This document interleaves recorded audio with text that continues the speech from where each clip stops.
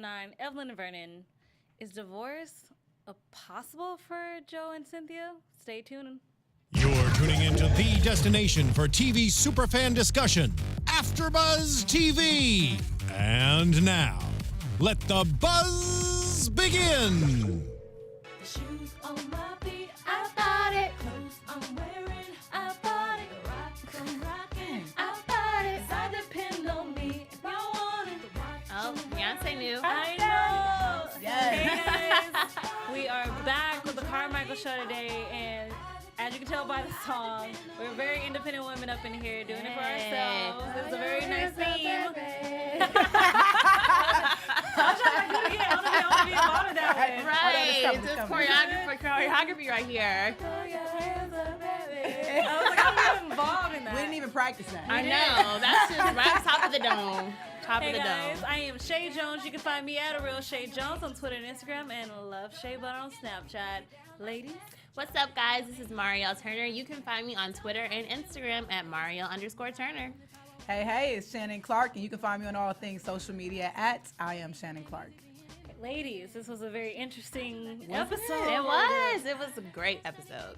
So, you know, we're at the grandparents' house, so we finally get to meet Cynthia's family, Right. which is new, and yes, Charlotte Dupois, because she kills it as Miss Evelyn. Yeah. Mm-hmm. And Mr. Vernon has been around for the longest time, and I love seeing him on the screen. Like, I just love what's going to come out his mouth. I don't know, but it's going to be Right. entertaining. Scary. It's going to be awesome. Definitely entertaining. A little wild. Some of the things he said. I was like, But you gotta believe there actually are probably some grandparents in the black community who are exactly like that, saying the exact for sure. same things. Evelyn, there is a Mexican in the He's yard. he's probably working. Probably Right. the gardener. I'm Yes. thinking like, he has a leaf blower. He's blowing leaves. Right. He paid to do it. So. I know I loved and not hated, but I loved and disliked Vernon this whole episode. Yeah.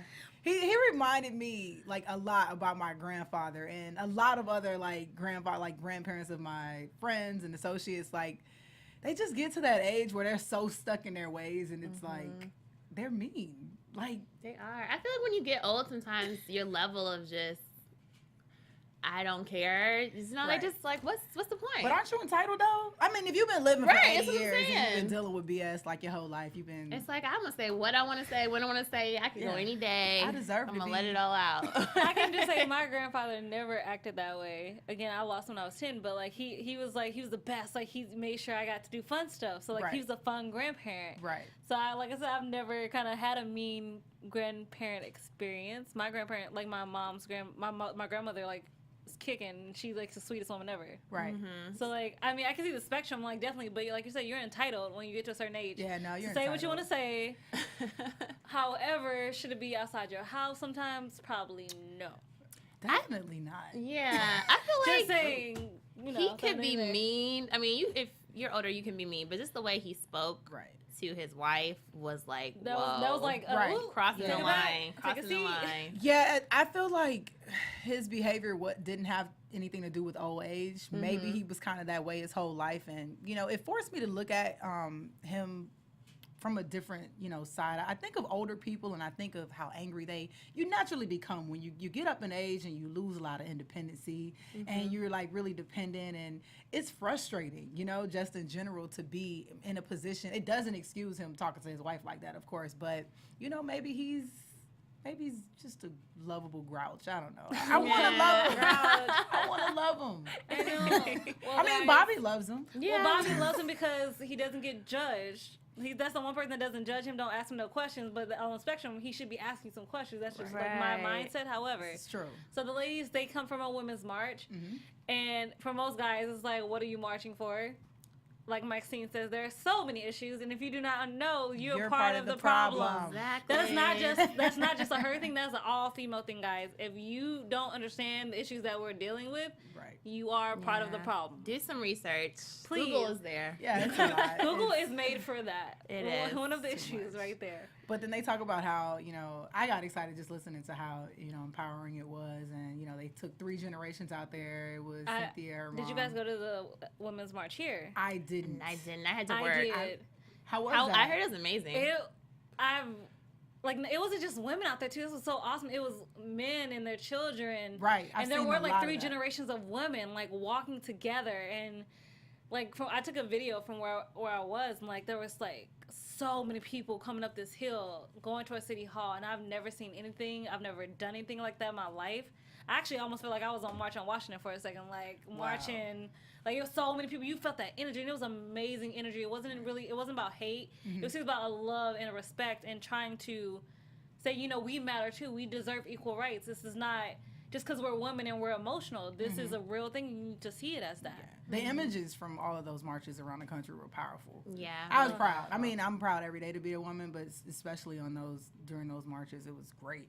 It was insane. It was also hard to walk, but it was also just super insane. It was so awesome. But, you know, they come, you know, Evelyn lets a bomb drop. Right. I'm thinking I might divorce your father. Right. Now, that's one of the big topics of this episode, despite the Women's March. It seriously is about divorce. And when you know, no matter how old you get, you telling your child and how old they are, you might divorce their parent. That makes them think. Huge. That makes them reevaluate you know, their own marriage. And like obviously Cynthia had to take a really good look at hers, obviously due to Bobby. Right. Dude, I was like, Bobby, you just had to bring it up. I'm like, you knew that was gonna start the boat. You already like, you know, mom. It's like mom. You know, you found out dad had sick your son last month, and I mean, you forgiven him. And I just want to be like, it's been a month. You just said keyword a month. That means she's working through it. That does not mean you bring it back up ever. Right. I mean, with regards to divorce and separation on this episode, I think it was interesting, you know, how people look at the amount of time that you've been with somebody, and they use that as an excuse to stay in a relationship, which is true. Oh, we've been together so long, I don't know how I'm going to live without. It's a true thing. It is a true thing, but it's in my opinion, it's an improper thing, because you know you shouldn't just stay with someone and you're unhappy just based on time alone. Right. You know, I agree. I feel like it has to be more than just those years. Absolutely. Like you have to be happy in like along with the amount of time you spent with someone. Because if it's just the years, but you're constantly unhappy, you know, is it really worth it? Yeah, but that's also an argument to bring up, because they are in their like 70s, 80s, and they did grow up in a different era, like even different from Joe and Cynthia's era. Like that's also a different, you know, generational thing. And in those days, you stick it out. Like it was barely no divorce back then, especially because unless he died in the war, you get what you get. Right. Yeah, I mean that's how a lot of people were raised. But you know, me personally, is that an excuse? I don't care, because that's how like 5 years turns into 10, and 10 years turns into 20, and then you've been miserable having all of half these kids. your life. Like and then you turn into, you know, like Gerard says, you just start knitting, waiting to die. I mean, I think they're I feel like there is, you know, a middle ground. Like you could try to go to therapy. You could try to do things to make the relationship or the marriage better. But after you put in all that work, if it's still in the same place, you know, you really have to reevaluate. And I think that's what she did at the end of the episode. You know, it was like, hey, this isn't going to change, and I can't live like this even if I am 70, 80 plus.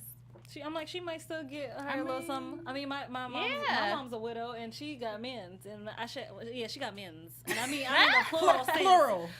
It is possible. I would say that. No, it's totally possible. It's totally possible. It so is. like that, like when she said, when you know, you get old, you think like you're never gonna find another man. Yeah, not true. My mom is an example and true statement. Yes, you will, baby. No, I mean I believe it. My fraternal grandmother is on Instagram. I haven't accepted her yet as a friend. Go, Grandma. Go, Grandma. I can't. I won't even go on her profile now. Facebook. It's true. Like, why? Oh, like, no, you didn't. Like, why would you follow your grandmother on?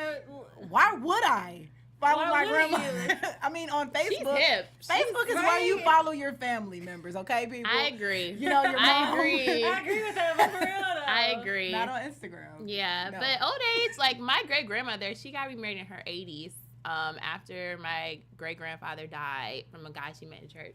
Beautiful. So I mean, it could happen, and it's never too late in life to find happiness. 100%. Hey, what I loved about the scene, you know, between Cynthia and Stella Dupont Evelyn was the fact that, you know, they sat down like 2 generations of women, like, and she was like, I taught you Right. how to be a mother and a wife to your husband, because that's what my mother taught you. But what I should have been teaching you was to never put your own happiness on the back burner. Profound. Yes, My I favorite love point. It was part of the it was episode. so like I almost wanted to cry because I'm just like, yes, It Mama, was can you so like I need powerful. some more wisdom from Right. Miss Evelyn right now. It's true, and not just in the sense of divorce and marriage and, you know, all these things that our parents passed to us because what they were taught. Not necessarily that it's the right thing to do, but, you know, we don't have many tools. And, you know, in the Black community, we've only, you know, learned how just to survive and just how to deal and put up with things, you know what I mean? And then the question comes in years later, is like, is this even right? You know what I mean? Like, am I teaching my kids? But all I can do is teach them what I've learned. You know what I mean? At some point or another, that shift has to occur. And I think that was my favorite part of the episode. Yeah. No, my favorite part was when she was like, I'm still learning. I just learned this. And like that, her saying that, like, it's like Maxine says, like, she's grown. She's still growing. Like, it doesn't matter how old you get. You'll never stop learning. You'll never stop growing, hopefully. Yeah. Like, let's be true. Like, hopefully you don't just, like, you know, be stubborn and, like, keep your, like, mindset on one thing. You continue to grow. You continue to learn things about yourself. Right. I And did that's what think, was awesome. yeah, like, I thought that moment was so powerful because I think that is true. Like, so much of what you learn from your parents, it's not even something that they really vocalize. Right. It's watching their behavior, and you end up, you know, copying that own behavior in your own marriages and your own life. And just for her to have that recognition of, you know, I taught you to stand by your husband through anything. And I don't know if that was the best lesson, and there might be a better way to do it. I think was just like, It's wow. a humbling moment. Yeah. I have a question for you ladies. Okay. Oh, my gosh. Okay. So watching this and, you know, the do's and don'ts and, you know, what should you work out and what should you not work out in marriage? In our case, relationships, because neither of us are married. What is the point of, like, walk away for you guys? Like, the ultimate in relationships, like, I will not tolerate Cheating. Okay. I'll let you know straight up. I'm the type of person, like, like, if I can't trust you, I can't continue. I won't be happy. So, like, understand, if you do decide to do it, Right. that is end game. There is no coming back. There is no me forgiving, because I literally cannot do it. Right. Okay. I think for me, obviously any abuse of any kind, but really sometimes it's so much less than that. Sometimes it's just like two people maybe not seeing the world the same. And it's like, if you get to the point where you're trying the same things over and over, it's like a cycle of negativity. Right. I feel like that's the moment where you have to be like, okay, we're just two people that don't fit. And walk mine away is more along the lines of that. Like, if we aren't equally yoked, if we're not, Exactly. you know, growing the same, you know, if we don't, like, believe in God together. Right. It's so First many of all, if things. we don't believe in God together, I can't. Personally, I will get with a Jewish guy, but that's just me. Hey. I will have Christmas cut will be a seriously tradition in my house. Let me tell you. But continue. I love that. And honestly, it's crazy that cheating is not one of mine. It's weird. Cheating is no. I'm such a cheating is forgiving. not- I'm a forgiving person. I think that's the maturity in me. That's not my end all be all. Is cheating. Because we're human and we make mistakes. Right. But yeah, if we're not growing in the same direction, if our goals aren't, you know, similar, or you know, and our belief in you know, in God is not the same, then I just can't. Yeah. I mean, I agree with you in that respect. I can, like, think those things will seriously, like, they make me feel something. But I'm like you. I'm a very forgiving person. But cheating is something I just really can't. I can't bring. No, it's myself okay. to. It's okay. I I'm forgive- surprised that I'm sitting here saying that. And hold on, I'm not saying it's okay. Like, cheat on me. But Cheat on me. It's just something you feel like you can work through. Right. I feel like I You feel feel like there's a lot I can work through. Abuse, not so much, but, like, I can work through a lot, and I can forgive a lot. Right. I don't know. Okay, but that begs the question: which is worse, physical cheating or emotional cheating? Ooh. It's always All emotional cheating is bad. All I mean, all cheating is bad, Emotions. but one It's all can be bad. worse than the other depending on the person you are. I don't think one is worse than. I think they both hurt in different ways. To me, it's like I agree with that. They, you know, they both just don't do it. Just don't cheat. Yeah, just Please, yeah, don't. a I'd rather takeaway from you the break best. up Don't do with it. me personally. That's what somebody did. Like, Yeah, I'd like, rather you just leave break me. up with me.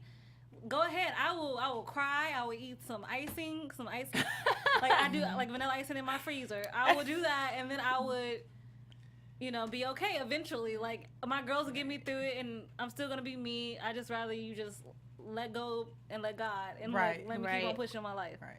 Mm-hmm. What was you guys' opinion about, like, because Cynthia went over to discuss the whole situation with Joe and the outside child. Mm-hmm. What do you guys think about getting your family involved in your relationship? That depends on. I feel like that depends on the kind of family you have, or friends. But in this case, we're talking about. We'll just leave it at family. I feel like it depends on the family you have, and it can definitely be dangerous depending on that person. Like, if they like your husband, if they don't like your husband, if they just needed that one thing to like knock them on the other side of being like, now, definitely. For 40 years he lied to you. Go, leave him. Right. That can really be dangerous, though, for real. Like, obviously, the dad didn't like him. The dad's, like, ready to get his gun out. So, I mean, I think you really have to know your family. Because if you have a family that is not forgiving, you can't tell them everything. Yeah, because, I mean, because if you do, because you're going to work it out. Right. There's a possibility you might work it out. But your family will hate that person for all eternity if they're not forgiving. They ain't you invited have to kind of the cookouts right. no They be like, I cannot stand. Right, get my gun. Like, so you have to know. I think for me, and like, I can talk to my parents, especially my mom, pretty much about anything, and she just wants what's best for me. But I think some people, no matter what, like, if you tell them something bad, that's it. All they got. That's it. That's all I got. Yeah, I'm against it. I'm family relationships. Really? Well, okay. I think the only person I would tell would be my mom, only because we actually have like this relationship. Mm-hmm. Like, I tell her everything. All my friends know I tell her everything. So if they tell me something, it's gonna get to my mom. Right. She won't tell nobody, but like I tell her because I tell her everything. Right. So I mean, my significant other would have to understand. She will know. However, she's a lot more forgiving. Right. So she legit would be like, go talk it out.